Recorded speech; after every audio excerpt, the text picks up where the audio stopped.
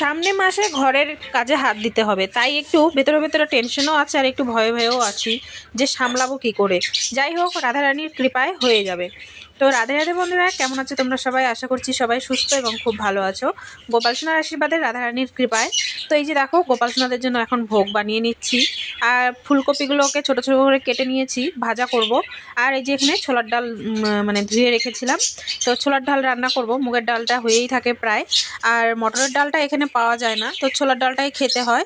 আর দেশে থেকে একজন আসছে, তো তাকে আমি বলেছি, মানে আমার দিদি হয়, তাকে বলেছি যে একটু মটরের ডাল নিয়ে আসবে, তো নিয়ে আসবে। আর এখানে এই যে ফুলকপিগুলোকে একটু ভাপিয়ে নিয়েছি যাতে গ্যাস না হয়।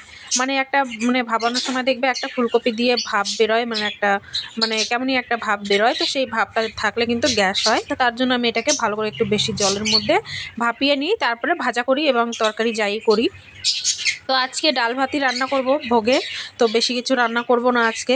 তো এখানে এই যে ফুলকপি ভাজা করে নিচ্ছি, আর এখানে কয়েকটা আবার দেখলাম পটল ছিল, তো তার মধ্যে আবার দুটো আলু দিয়ে আলু পটল ভাজা করে নিচ্ছি। আর পাতলা করে ছোলার ডাল করে নেব। তো এই যে ডালটাকে সিটি মেরে নিয়েছি, আর এখানে ফোড়ন দিয়ে দেবো। আর ছোলার ডাল যতই পাতলা করতে চাই না কেন, লাস্টে পরে দেখি যে ঘনই হয়ে গেছে। তো এই যে ডালটাকে করে নিচ্ছি, তারপর গোপাল সোনাদেরকে ভোগ দিব।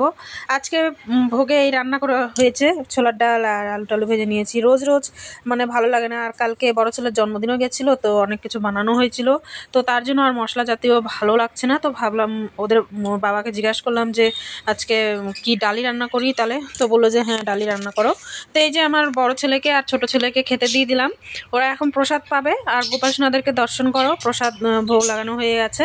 আর দুই ছেলেকে প্রসাদ দিয়ে দিলাম। ওর বাবা এখনো আসেনি, একটু ব্যাংকে গেছে, তোর বাবা আসলে পরে আমরা দুজনে মিলে আবার প্রসাদ পাবো। আর এখানে এই যে গোপাল সোনাদের আলমারিটা অবস্থা খুবই খারাপ, তো আলমারিটাকে গুছাতে হবে। এই যে কি অবস্থা, তারপর গুছানোর পর তোমাদেরকে আবার দেখাবো। এই ভিডিওতে হয়তো আসবে না, নাহলে ভিডিওটা অনেকটা বড় হয়ে যাবে। আর তোমাদের কেমন লাগছে এই ছোট ছোট মিনি ব্লগগুলো কমেন্ট করে জানিও।